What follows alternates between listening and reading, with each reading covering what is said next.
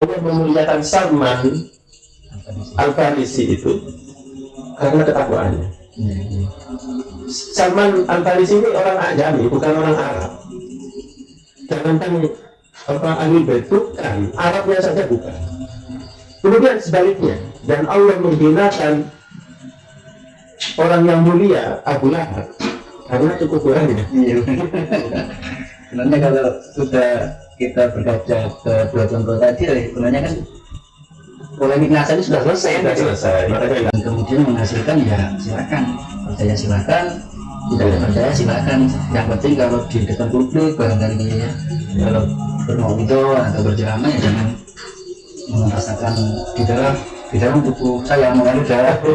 Mungkin hal seperti dikurangi atau jangan harus ditiadakan. Harus ditiadakan dan nggak perlu gitu loh. Apa sih manfaatnya? Ya, untuk nasab seperti itu tidak ada manfaatnya. Seperti di dalam ayat tadi, "Fa'idza nufiqa fi suri fala ansaba yauma idzin." Kalau di hari kiamat itu sudah tidak ada gunanya nasab itu. Bahkan banyak sekali hadis-hadis bahkan ayat-ayat yang menunjukkan bahwasanya yang paling menentukan itu adalah iman dan takwa seseorang. Assalamualaikum warahmatullahi wabarakatuh. Waalaikumsalam warahmatullahi wabarakatuh. Alhamdulillah hari ini pada malam hari ini kita berjumpa lagi ya. Setelah lama kita tidak berpodcast ya. Kita kemarin itu membahas soal kajian Sirah Nabawi. Kemudian kita sekarang ke pembahasan isu-isu terkini lagi, yaitu bincang-bincang santai sambil ditemani kopi ya. Di malam yang sepoi-sepoi ini. Oh ya, kembali lagi ya, ini banyak sekali netizen dan pemirsa itu di channel YouTube kita itu bertanya-tanya ya. Untuk soal apa? Soal yang selama ini kita bahas ya. Mungkin para netizen dan kita orang itu banyak yang resah terhadap isu-isu ini yang apa ya, yang sudah lama sekali tidak berakhir ya, terus viral, terus tidak ada hentinya gitu. Misalnya selama 2 tahun ini yaitu isu nasab Habib Alawi ini ya. Nah ini ya, untuk hal itu ini ada beberapa pertanyaan untuk yang perlu disampaikan. Isu ini sudah berlangsung selama 2 tahun ya. Nah ini kenapa kok tidak selesai? Itu penyebabnya itu apa sih? Terus pendapat Kiai sendiri terhadap polemik nasab Habib ini kok tidak ada ujungnya gitu. Nah, menurut pandangan Kiai sendiri gimana? Kalau menurut saya itu ya mungkin ada 2 faktor ya mungkin ya. Ya faktor yang pertama karena kaum muslimin yang memang suka bahas masalah ini karena memang tidak begitu paham bagaimana Islam itu mensikapi masalah bahasan nasab. Itu yang pertama. Yang kedua, mungkin hawa nafsu di sebagian orang itu dikedepankan. Dalam artian orang-orang yang ingin mencari kemuliaan di dunia. Nah, salah satu caranya itu adalah dengan selalu ngundang orang sakit. Sebenarnya kalau kita kembali kepada hukum Islam, kita kembalikan kepada pemahaman para ulama, terlalu mendalami bahasa nasab itu hukumnya makruh sebenarnya. Terlalu dalam membahas masalah nasab itu hukumnya makruh. Kenapa kok para ulama mengatakan makruh? Karena dikhawatirkan terjerumus pada beberapa yang dilarang oleh Rasulullah SAW. Dan Rasulullah itu sudah menjelaskan di banyak hadis bahwasanya ada 4 perkara, yang mana perkara ini merupakan kebiasaan orang-orang jahiliyah. Dan ini sulit untuk ditinggalkan di sebagian umat Islam, kata Rasulullah. Ya, di antaranya itu adalah tafakhur bil ansab, membanggakan nasab. Kemudian yang kedua at-ta'nu bil ansab juga, tafakhur apa itu, membanggakan nasab. Kemudian di sisi itu pasti akan melecehkan nasab yang lain.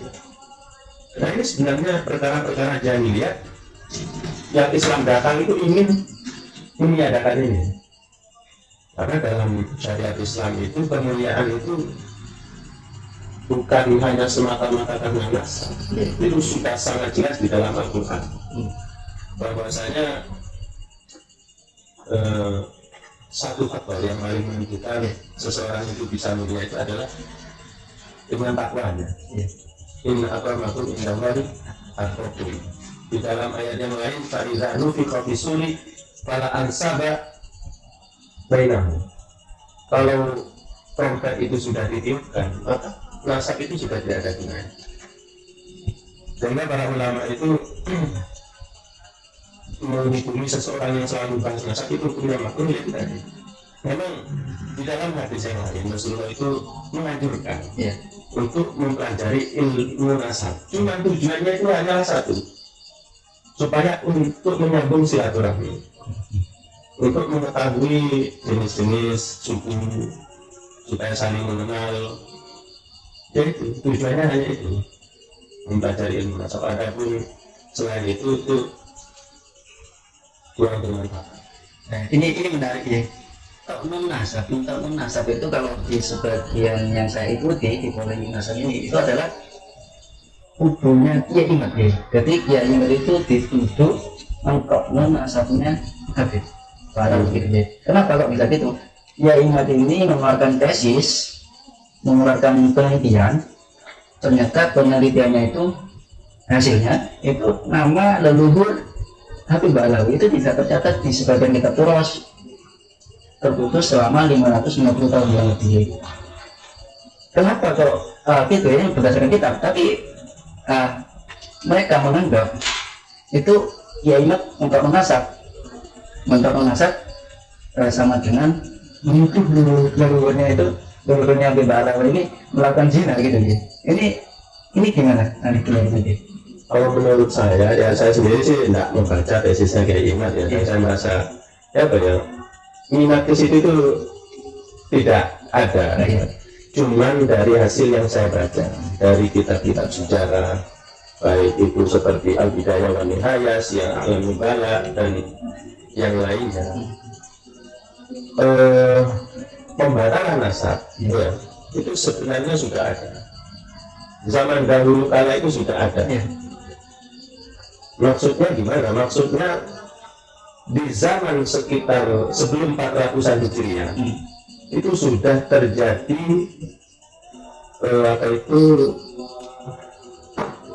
kedustaan atas nama nasab Rasulullah. Jadi di tahun 380-an atau 350-an Hijriah di sana muncul sebuah negara atau kerajaan di Mesir yang disebut dengan Daulah Fatimiyah. Daulah Fatimiyah ini didirikan oleh seseorang yang namanya Ubaidillah. Entah ini Ubaidillah yang dimaksud Kiai Imad atau bukan, saya tidak tahu. Tapi seluruh ulama sejarah mengatakan Ubaidillah ini adalah pendusta. Dia ini bukan keturunan Nabi, tapi dia ngaku-ngaku keturunan Sayyidatina Fatimah. Padahal kata para ulama dia itu orang Yahudi. Cuma saja dia ngaku-ngaku sebagai keturunan Nabi untuk apa? Ya untuk kepentingan kekuasaan, kepentingan pengaruh di mata kaum muslimin gitu. Nah ini menariknya kalau Kiai Imad itu menghasilkan Ubaidillah ini sosok fiktif ya, tidak tercatat di sekian tahun. Kalau sosok yang di Fatimiyah itu kan ada orangnya, tapi jelas bukan keturunannya bukan Yahudi ya. Ini kan beda apa ya? Beda orang atau gimana ya? Nasab seseorang. Syariat Islam itu memberikan ruang yang paling sederhana. Maksudnya seperti tadi, kalau ada seseorang mengaku nama saya Bulan bin Bulan dari kabilah ini, maka kewajiban orang yang mendengar itu sudah mengiyakan, ya. Kecuali ini berhubungan dengan masalah warisan atau apa, masalah kehormatan mengaku aku sebagai orang terpandang. Nah ini perlu pembuktian tentunya gitu. Karena masalah nasab itu banyak hubungannya dengan warisan, dengan hak-hak, nanti dengan hukum kisos dan apa gitu. Jadi selama di situ tidak ada kepentingan ya kita biarkan saja nih.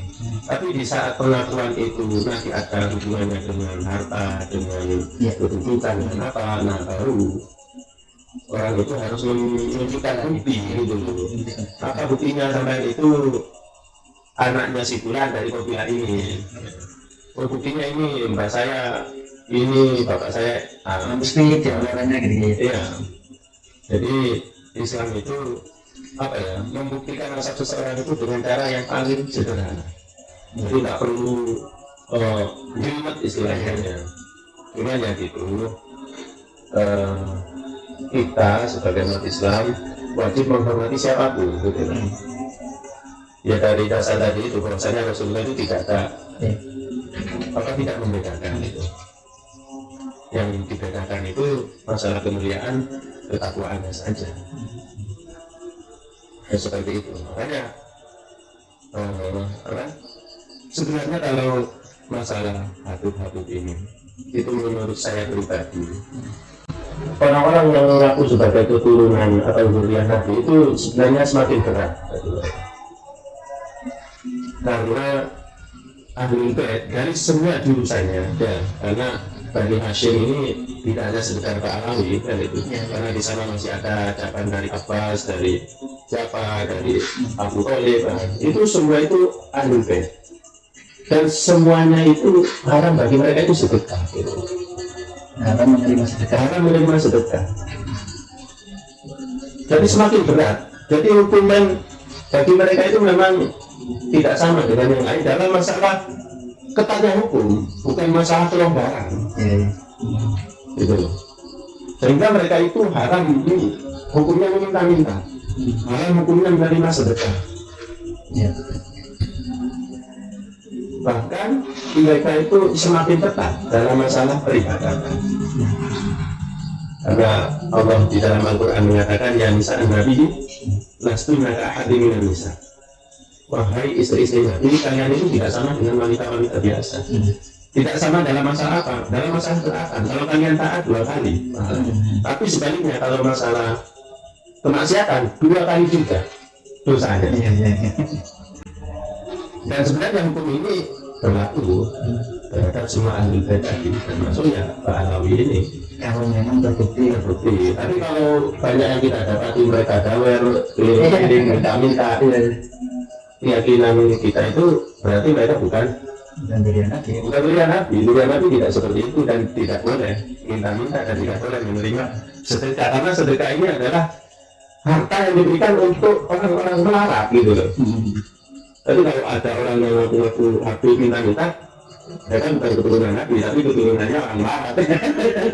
Sudah tidak ada. Nah, iya. Ini ada juga yang nggak tahu saking fanatiknya atau apa, ini dari kalangan Habib sendiri berfatwa itu kalau tidak mempercayai nasab Habib ini itu kafir ya.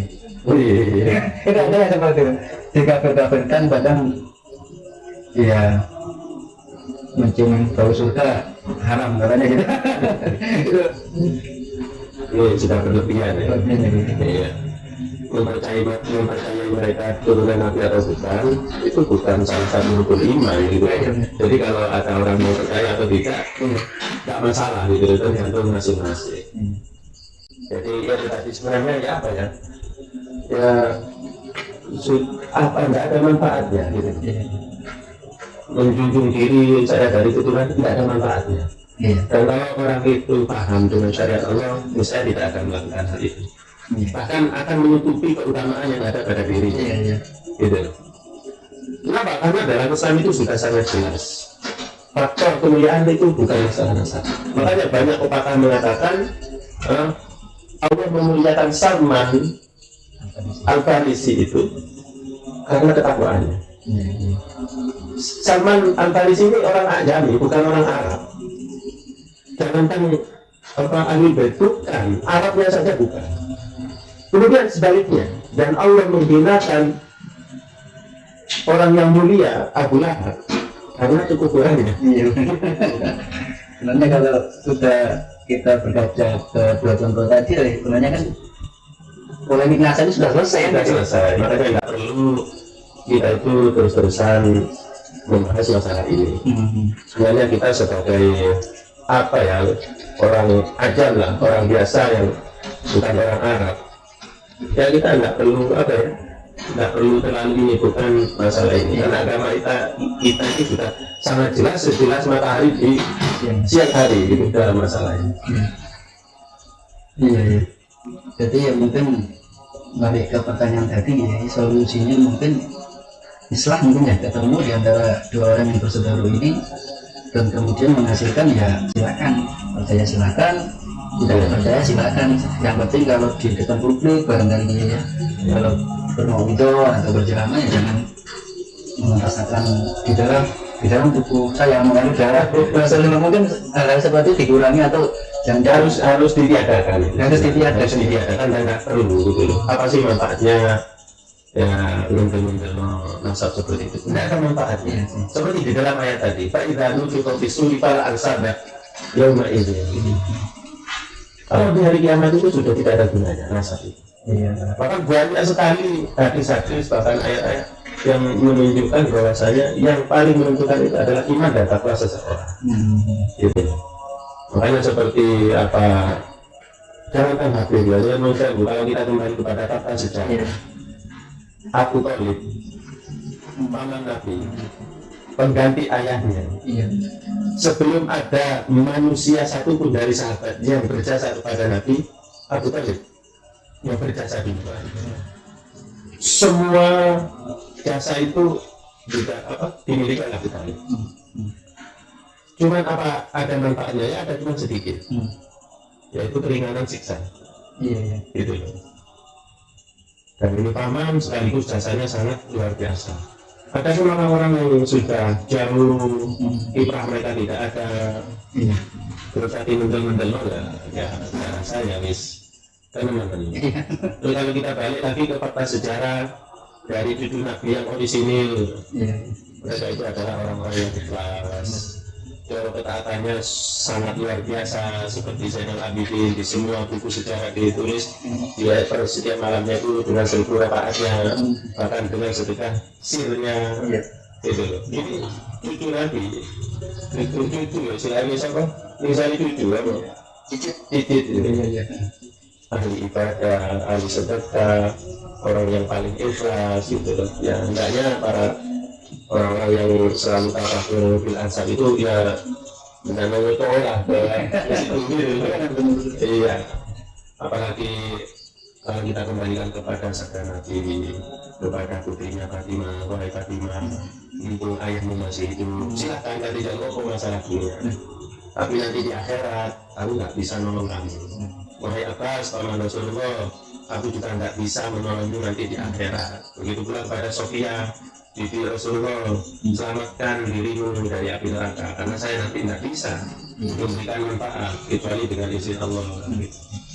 Jadi nasab itu tidak semata-mata ada manfaat di hidupnya, tidak, tapi manfaat keutamaan itu didapat dari amal soleh dan iman. Lebih jelas lagi di dalam Al-Quran itu Nabi Nuh ya, Nabi Nuh putranya itu karena tidak sejalan, tidak seiman, Allah langsung putuskan innahu laisa min ahlik.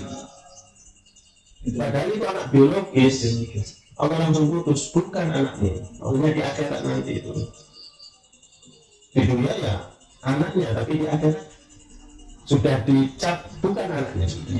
Gitu. Jadi tidak ada manfaatnya. Bapaknya Nabi dan Rasul. Apa lagi Apa lagi?